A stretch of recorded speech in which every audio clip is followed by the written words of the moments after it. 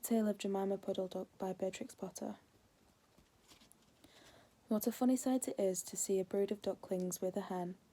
Listen to the story of Jemima Puddle Duck, who was annoyed because the farmer's wife would not let her hatch her own eggs.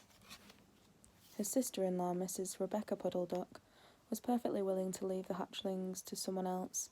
"I have not the patience to sit on the nest for 24 days, and no more have you, Jemima. You would let them go cold, you know you would." "I wish to hatch my own eggs. I will hatch them all by myself," quacked Jemima Puddle Duck. She tried to hatch her eggs, but they were always found and carried off. Jemima Puddle Duck became quite desperate. She determined to make a nest right away from the farm.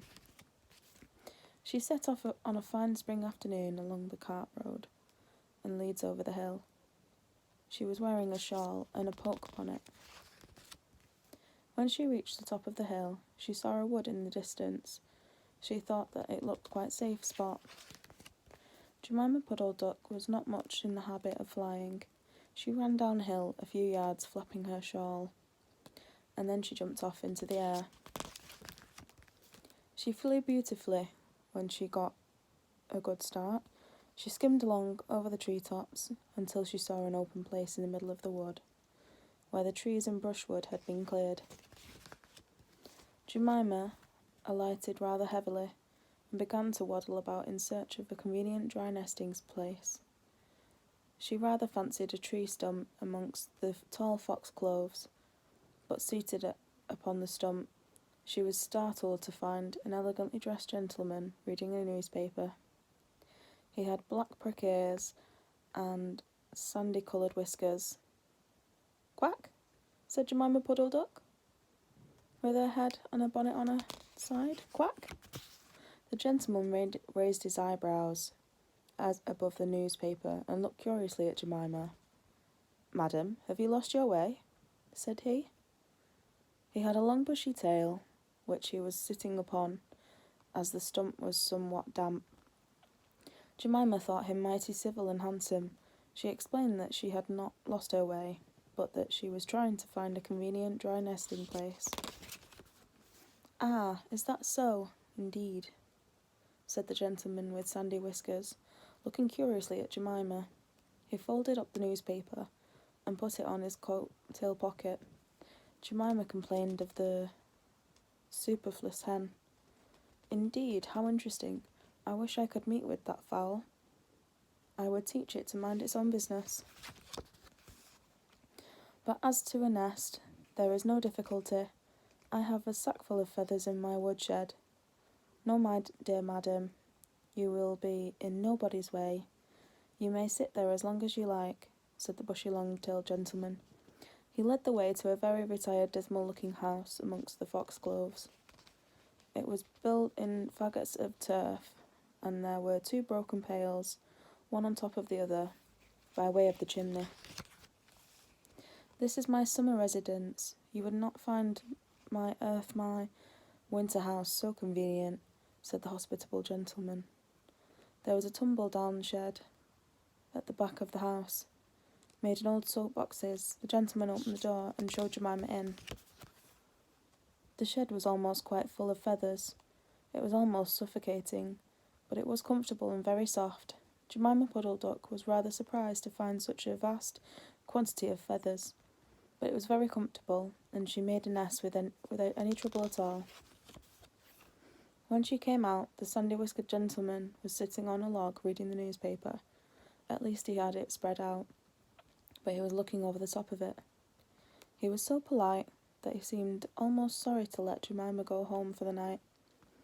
He promised to take good care of the nest until she came back again the next day.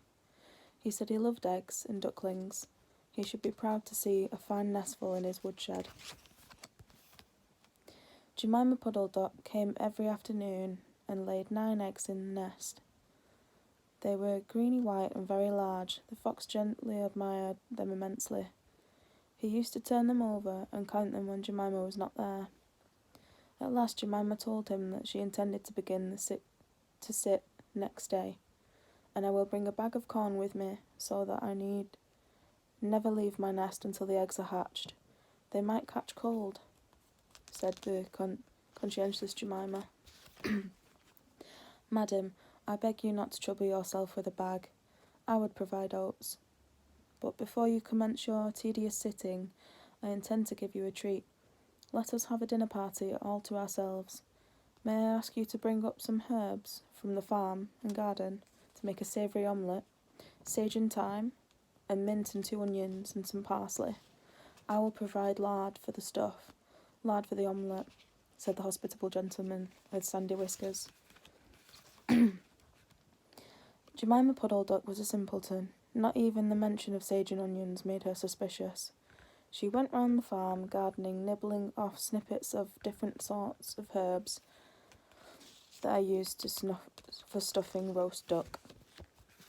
And she waddled into the kitchen and got 2 onions out of the basket. The collie dog met her coming out.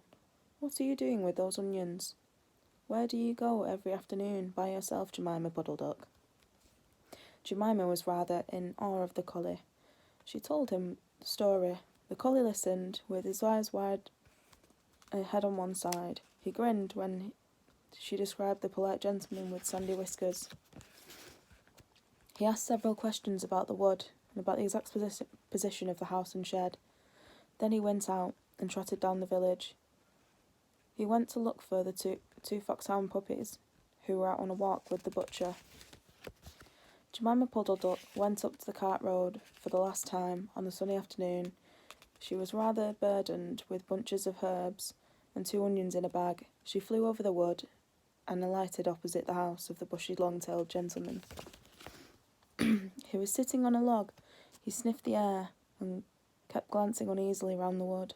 When Jemima alighted, he quite jumped. Come into the house as soon as you have looked at your eggs.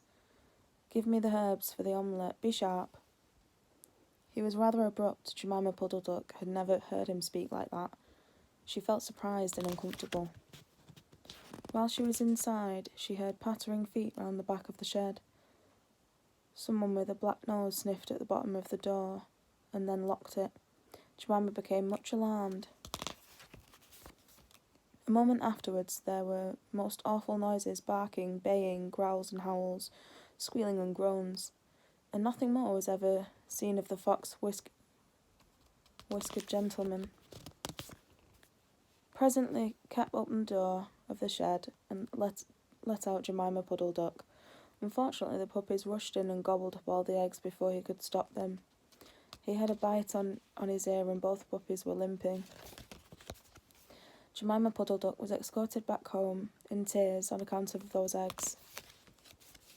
She laid some more in June, and then she permitted to keep them for herself, but only 4 of them hatched.